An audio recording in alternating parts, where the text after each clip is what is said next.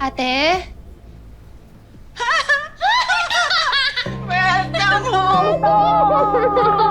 Hello! Kamusta, ate? Miss kita! Namiss din kita. Ate, salamat ha. Salamat kasi inalagaan mo si nanay at si tatay habang wala ako. Ay, sus! Yun lang naman yung ambag ko eh. Saan sila? Nandun sila. Tara.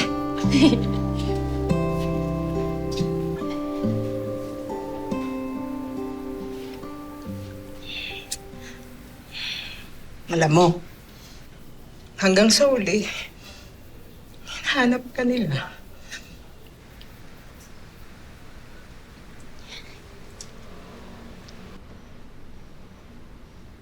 Nay.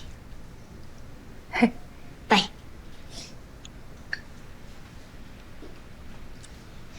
Nay. Tay. Sorry po, hindi po ako nakauwi kaagad nung kailangan niyo po ako. Kailangan ko po kasing bayaran yung mga utang po natin sa ospital. Gastusin po dito sa bahay. Aida, naiintindihan ka nila. Naiintindihan nila ang kalagayan mo. Nay?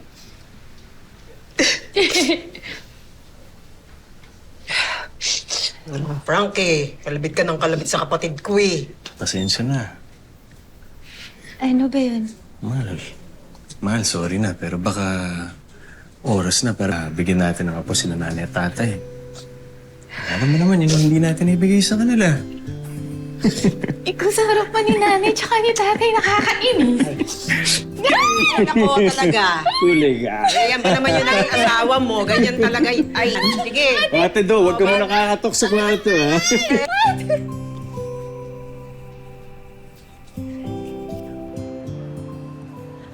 Manong Siksada po.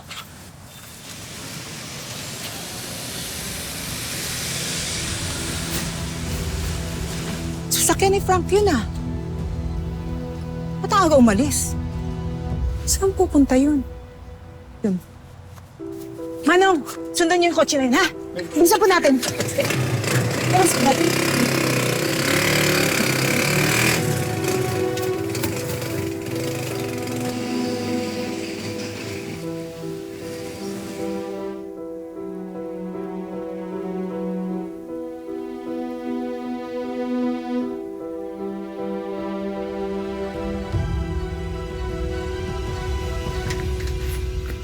Sigurado ka, ginawa mo yung homework mo, ha?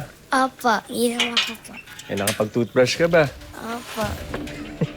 Daddy, Oh. tara na po. Excited na po ako para sa field trip po natin. Wow, mag-iingat ka dun, ha? Okay po. Pasok na. Opo. Anak, saglit lang, ha? Okay po.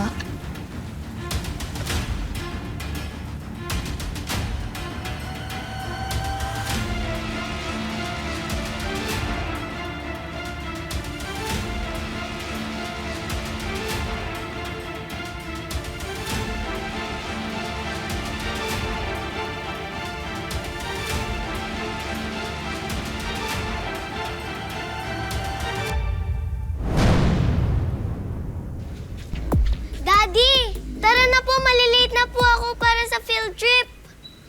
Daddy, tara na po. O sige, pasok na. Sige po. Baka maipit, ha? Okay po.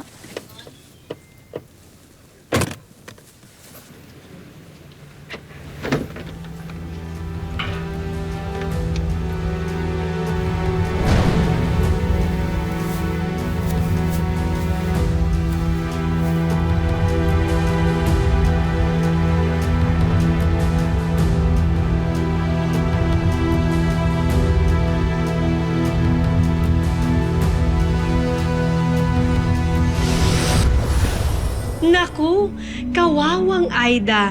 Walang kamalay-malay na hindi pala siya ang nag-iisa sa puso ng asawa niya. Hanggang kailan kaya maitatago ni Frank ang mga lihim niya kay Aida? Maraming salamat sa pagsama sa ating istorya sa Tadhana. Nakaka-relate ka ba sa ating mga bida? Nako, i-comment mo na yan para sa iba't ibang kwento na punong-puno ng pag-asa at inspirasyon. Mag-subscribe na sa GMA Public Affairs at YouTube channel. I-click na rin ang bell button para lagi kang updated sa pinakabagong storya ng Tadhana.